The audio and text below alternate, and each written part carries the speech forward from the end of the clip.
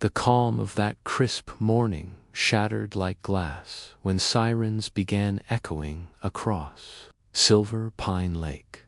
I froze on my freshly built dock, clutching a box marked Kitchen Fragile as two police cruisers roared down the dirt road.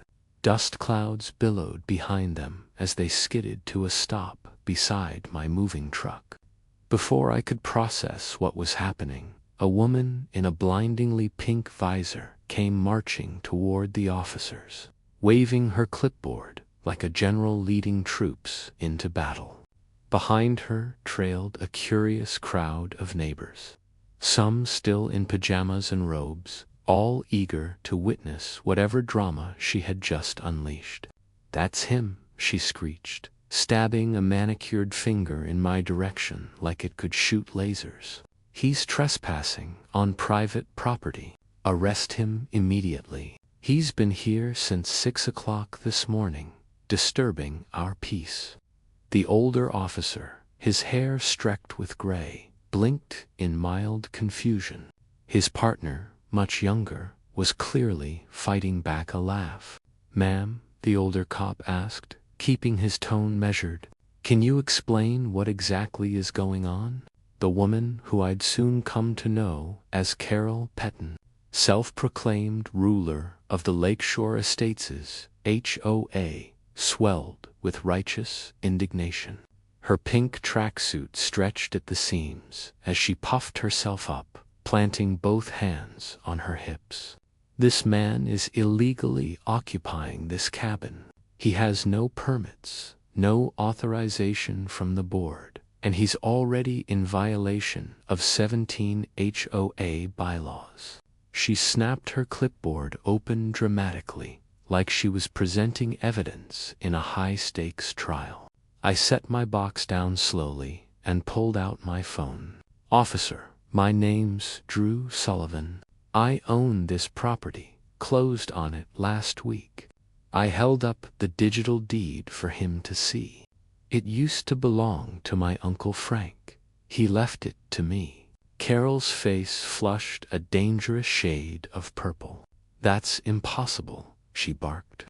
"Every property on this lake falls under our HOA. I oversee all new residents." "This man never applied." The officer scanned my documents carefully as Carol launched into another tirade. After a long moment, he turned to her with the patience of a man who had probably dealt with 1,000 Carol before. "Ma'am, this gentleman owns the property. Unless you have evidence of a crime, there's nothing we can do." "But he hasn't paid HOA dues," she shrilled. "He skipped the mandatory orientation, and his truck is blocking the scenic view." Her voice grew more shrill with each complaint. The younger officer stepped forward. "Ma'am, is his property actually part of your HOA?" "Of course it is," she snapped without hesitation. "Everything within a mile of Lakeshore Estates belongs to us." I couldn't help but correct her. "Actually, no. This cabin was built 40 years before your neighborhood even existed. My uncle never joined your HOA." Carol's eyes narrowed into slits behind rhinestone-studded sunglasses. "We'll see about that, Mr. Sullivan.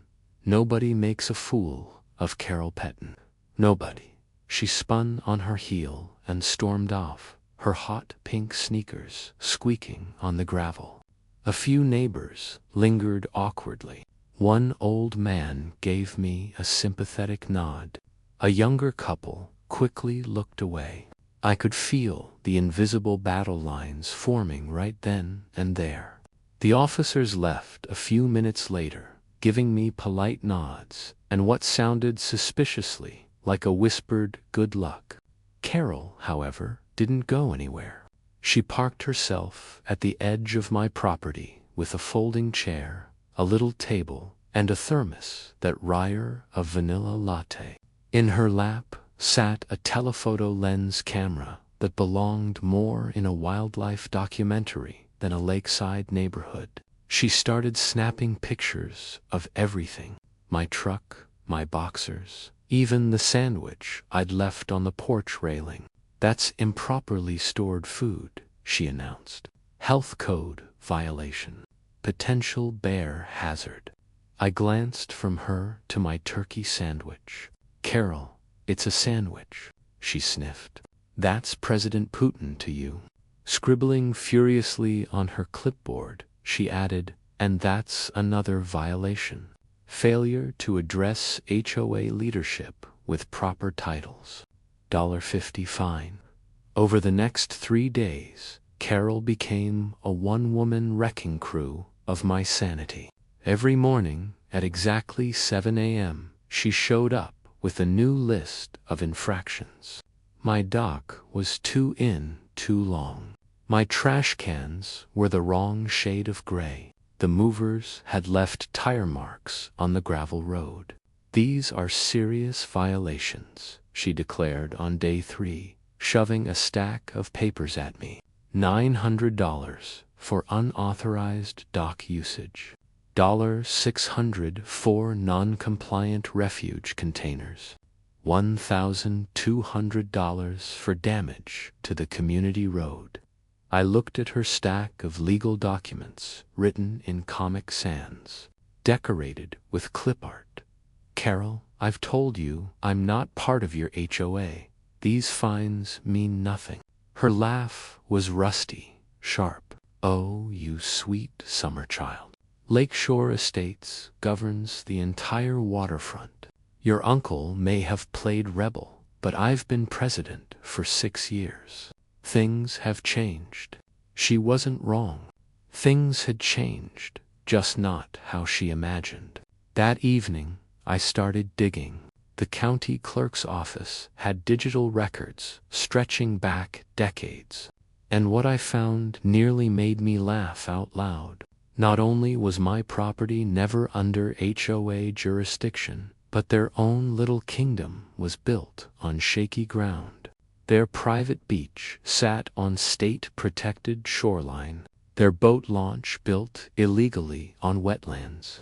Their scenic trail, it crossed property they didn't even own. And then came the smoking gun.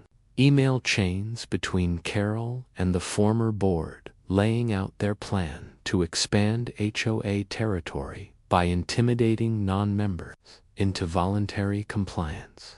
By sunrise, I had my ammunition. The State Environmental Protection Agency was eager to talk about wetlands violations. The county commissioner wanted to know more about illegal construction.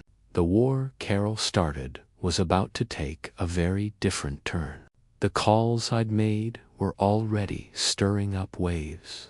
Within days, the Department of Natural Resources wanted answers about restricted lake access. And while state agencies quietly moved in the background, Carol went into overdrive.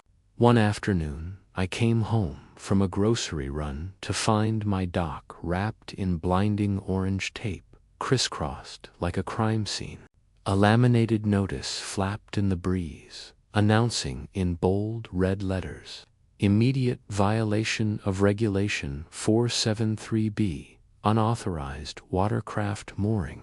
The punchline: I didn't even own a boat. But Carol didn't let little details like reality get in her. Wait, she'd also formed what she proudly called her compliance committee. 3 women trailed behind her everywhere she went, perfectly synchronized in matching pink visors and tracksuits. They took shifts standing at my property line, clipboards in hand, documenting every second of my existence, like I was the star of a very boring reality show. On Tuesday, they recorded excessive smoke emissions from my burger grill. On Wednesday, when I hammered a loose board, I got slapped with unauthorized construction without permits. But the grand finale came on Thursday. Carol marched up with a decibel meter, pointed it at my dock, and waited as I walked. 82 decibels. she announced triumphantly, as if she'd cracked some secret code. That's above our peaceful enjoyment threshold of 75. I stared at her, blinking. Carol, that's the same volume as a garbage disposal. Are you really trying to find me for walking? She sniffed. It's not walking. It's aggressive stomping with intent to disturb. She waved the meter dramatically. And I have 3 witnesses. Her committee nodded like bobbleheads, visors gleaming in the sun. That was the moment my patient snapped like a dry twig. I documented everything. Every photo, every fake citation, every absurd claim. Then I launched my counter-offensive. The first inspector arrived a week later.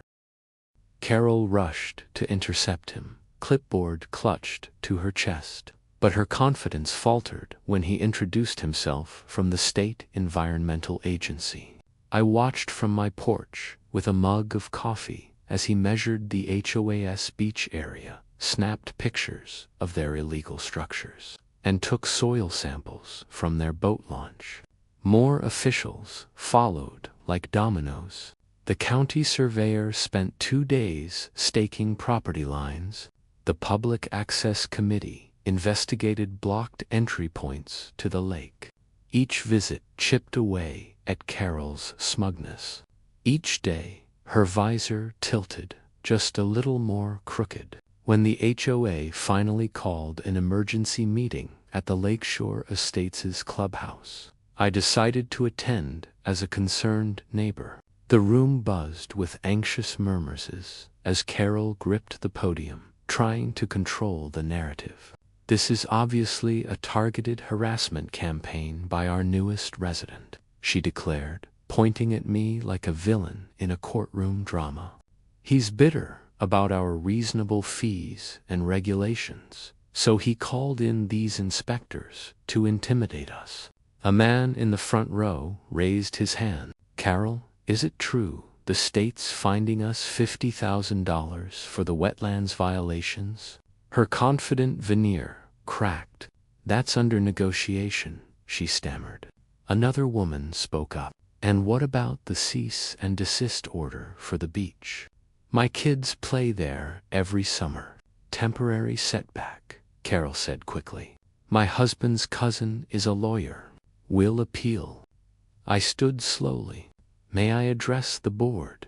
Carol's glare could have peeled paint. You're not a member. You don't belong here. But before she could shut me down, the treasurer raised his hand. Given that this affects the entire lake community, I think we should hear him out. I walked to the front with a neat folder under my arm.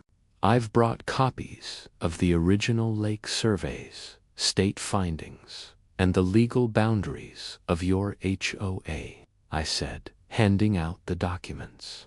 For years, your association has claimed authority over properties and public land it doesn't own. My cabin included, along with 3 other vintage properties on the North Shore, plus 2 acres of protected state waterfront. The reaction was immediate. The room exploded into chaos. Neighbors shouted over one another. Board members frantically flipped through the documents, their faces draining of color with every page. Carol pounded her gavel so hard the head snapped off, launching into the lemonade table with a splat. Lies, she screamed, her voice cracking. This man's a troublemaker, a rabble-rouser. He forged those papers. He's working with the government. This is a conspiracy. The treasurer held up one of the emails. Carol, this came from your account. You literally wrote, and I quote, "Establish dominance over the non-compliant shoreline properties through persistent enforcement action." That's taken out of context, she sputtered. The context, another board member added dryly, is the subject line. It says, Operation Total Lake Control. The meeting unraveled from there. A resident named Janet stood up, waving her own stack of papers. "I've kept every fine Carol's given me. $600 because my kayak was the wrong shade of blue. $400 because my welcome mat was too whimsical. $800 for wind." "They're just wind chimes," she added, as laughter and anger rippled through the room. Tom from Unit 12 shared his aggressive garden gnome citation. Sally from the corner lot had been fined for attracting non-approved birds to her feeder. One by one, the residents unleashed years of pent-up frustration. Carol's little empire wasn't just built on harassment. It was rotten through. The court hearings that followed were brutal. The judge didn't mince words. The Lakeshore Estates' HOA had violated multiple state regulations. They were ordered to remove all structures from protected land within 60 days and were barred from claiming control over any property beyond their legal deed lots. The fines totaled $175,000, but the final blow came with the judge's last sentence.